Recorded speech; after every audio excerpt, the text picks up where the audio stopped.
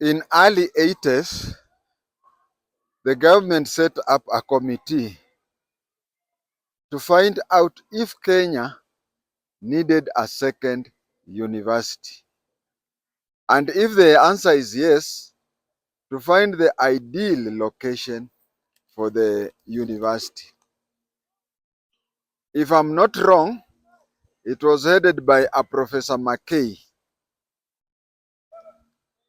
if my memory serves me right. By then, Kenya had only one public university, and it was University of Nairobi. The University of Nairobi had one constituency college, which in 1980 was called KUC,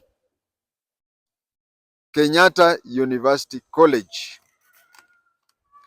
The history of Kenyatta University College, which today is called Kenyatta University or KU, is that after independence, colonial soldiers who were non-Kenyans returned to their countries.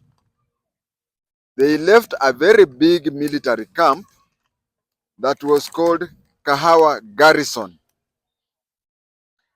Kenyan soldiers who remained, who moved from King's African Rifles to Kenya Rifles, occupied half of the camp. It became that the camp was population became half. Half of the soldiers were non-Kenyans. Or let's put it this way, we had Kenyan soldiers in other British colonies. So when each and every soldier went back to his country, the Kenyan soldiers occupied some camps, including Kahawa Garrison. But then, even with only Kenyan soldiers alone, they could only occupy half of it. So the government divided the Kahawa Garrison into two. One part remained Kahawa Barracks, and the other became Kenyatta College. It became Kenyatta College. So Kenyatta University started off as Kenyatta College. It was there to train A-level classes, that is Form 5 and Form 6. Those days, schools that ended up at Form 4 were called secondary school. When the secondary schools acquired Form 5 and Form 6, they changed their names. From names such as Bungoma Secondary School became Bungoma High School, and OSS, Olkejuado Secondary School, became Olkejuado High School. So OSS became OHS. Now you know why schools are called high school. You people went to secondary schools, which were called high school. High school is a school that had Form 5 and which had Form 5 and 6. But the school that ended up at Form 4 used to be called secondary school. So Kenyatta College was to train Form 5 and Form 6. It was never to train Form 1 to Form 4. But as secondary schools acquired A-level streams, the Kenyatta College found that a lot of students wanted to go to the same school that they had been in Form 1 to Form 4. So Kenyatta College found that it had no students.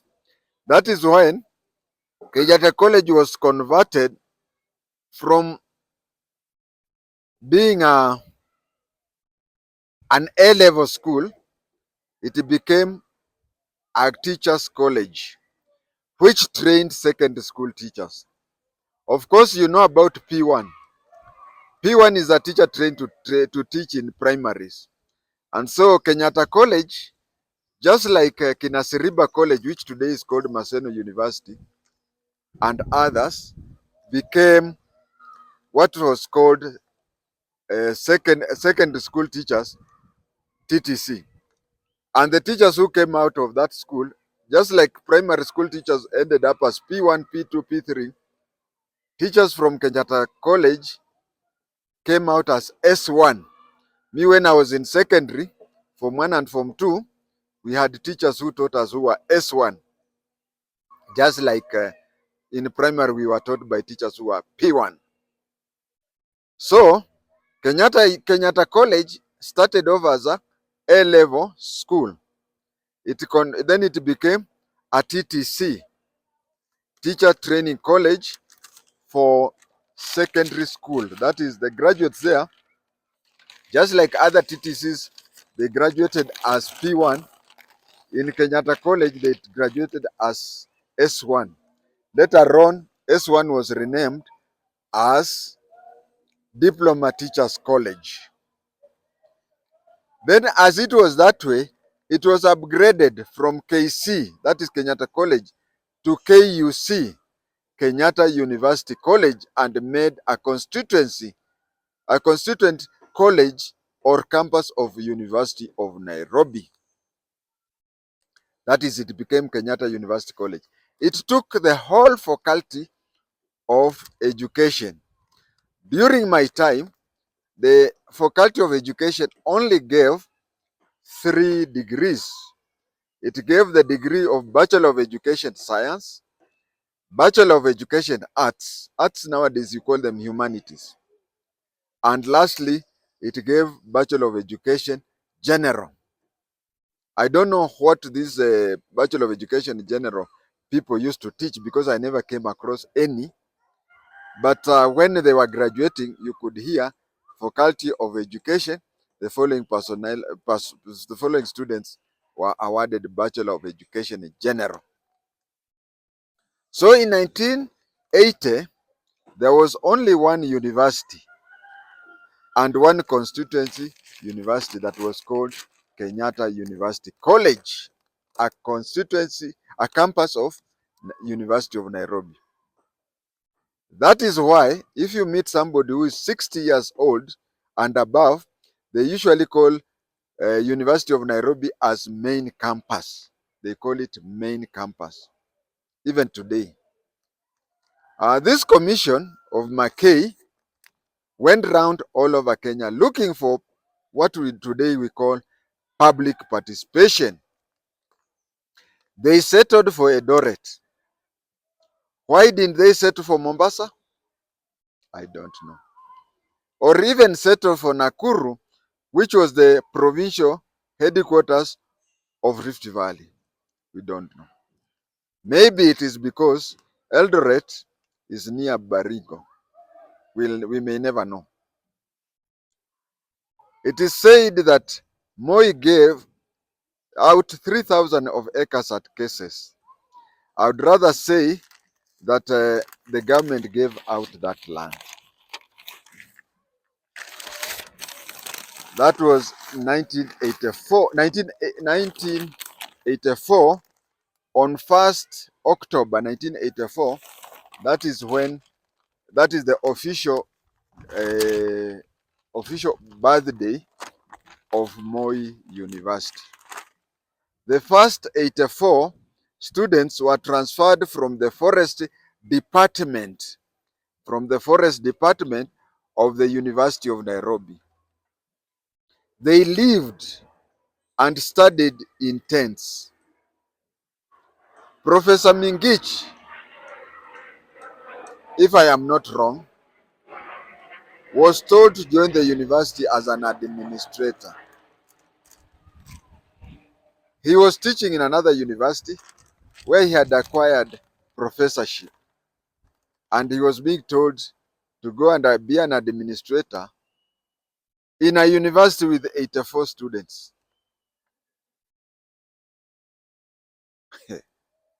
Some schools, at that time, some schools even Form 1 were more than that 84. Now this was a university. He was reluctant. That is when President Moi offered him the job for life, meaning that he could not retire, He could not be sacked. He could not do anything for life. I say this because at one time, when he was old, when he was beyond the retirement of professors, and most probably he was underperforming because of age, the university wanted him out, but they could not because he had received a presidential appointment. When you receive such a honor from the president, another president cannot overturn what the other president did. So he was there to be there for life.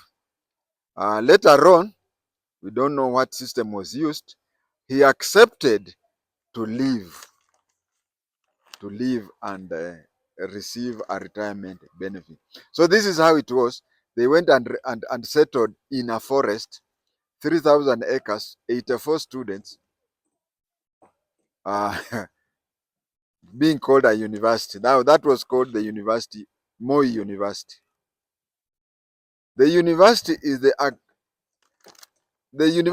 acknowledged second university, but the Mackay committee also suggested that Kenyatta University College be upgraded to Kenyatta University and become a fully fledged university. To me, two universities were given charter at the same time. But in record, people now say that Moi University is the second university and Kenyatta University the third. That is how it is. But they were there together.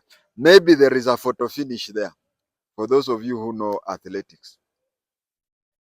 Why did the Moi University have all these problems? I will try to answer in my small way.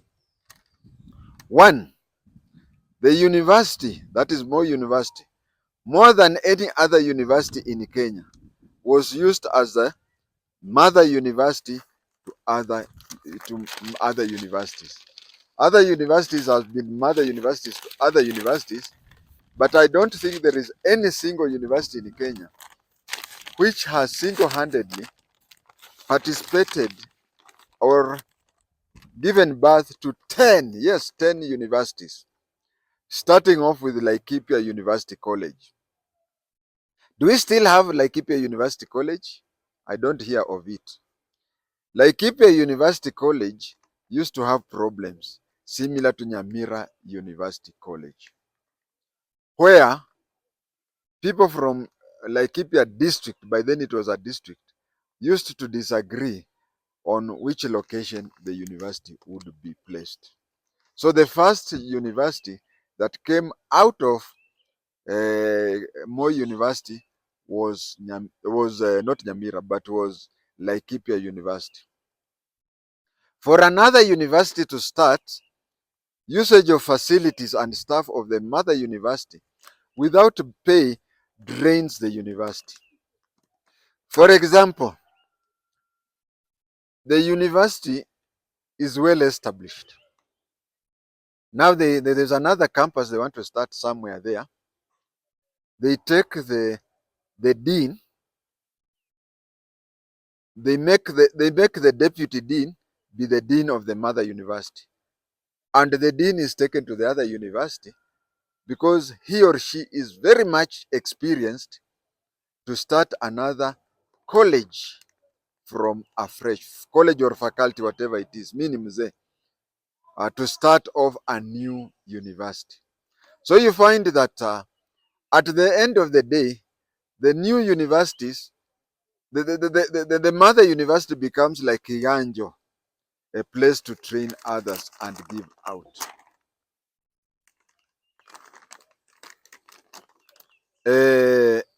Allow me to give another example.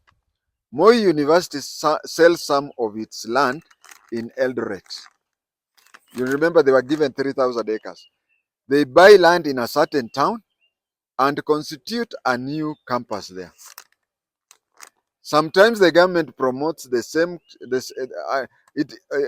college promotes some of its staff. The college promotes some of its staffs and takes it to the new campus. And then the new campus is promoted by the government to be a university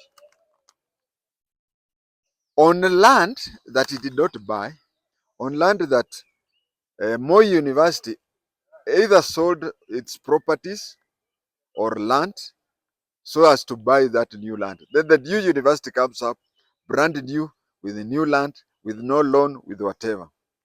I hope you understand that. Another thing, uh, another thing is that has brought problem in the university. The second thing is tribalism. Tribalism. It has contributed more than anything in this and many other universities. I will take two examples only. Take the example of Chuka University. Chuka University. Chuka University, some Luo professor was appointed as the vice chancellor. The local Chuka people or Meru people demonstrated and even ejected him from the university. But the students stood by him and he continued being there. That is Chuka University. When it comes to Moi University, you may have remembered that the then Governor Mandago and other local politicians, when they heard that a Professor Airo, who is a lawyer, had been appointed the, the acting vice chairman, the acting vice chancellor, they went and demonstrated there and removed him there. And then they replaced him with the recently suspended vice chancellor. I want to ask you this question.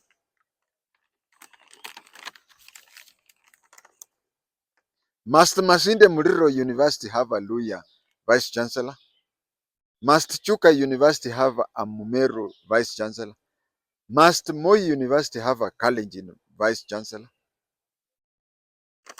That is the second issue that I said that brought problems. Third is around 2016, the government ordered that all C plus students and above be admitted to the public universities. This brought a lot of problems, not just to Moi University, but many universities. Why did this? It strained the facilities at the universities when it did that, because you find that a university that uh, admits students, it was admitting twice or even thrice the number that is required. Because in 2016, the government said all students who got a C plus and above must join the university. Did the government improve infrastructures? No. Did the government start sending money like what do you call help? Help there is the amount that should come from the government, from the Ministry of Finance. They did not send. But before 2016, what the university used to do is that they had something that used to be called parallel degrees. Parallel degrees. This is a student who has a C plus and above can pay for his or her education. But you see, in those years before 2016, I think anybody with a B minus, if you had a B minus, you'd be lucky to join the university. The person who was sure of joining the university was somebody with a B. And then people with a B plus, they choose what they want. A B plane, if you insisted on a course that you wanted, then you'd have to go for parallel. So university parallel students used to pay the exact amount from their pocket. From their pocket. But when it came to all students who got a C plus and above, there are two things. One, they occupied all places, so that if the university wants parallel, where will they? All lecture rooms, instead of having 200 people, they had 350. Accommodation and so on. And then the lecturers were already too busy teaching these ones. So where would the same teachers now teach others, because they've spent a lot of time and energy and research on these few students? Parallel used to assist, because even right now, as we speak, the government is saying, you can even see from secondary school, the government was saying that the schools should reopen, and then by the time students go to school, they'll find that the capitation fee is already there. But 3 weeks after the schools were reopened, not a single cent has gone there. The same applies to university. There is the amount that the university gets from the government. It is not sending. So the university had to use their money in parallel, whatever. But the people who are to come for parallel now are already qualified for joining the university stream. And the people who are qualified for parallel have no places for accommodation, such as classes, lecture rooms, and so on. So they cannot join the university.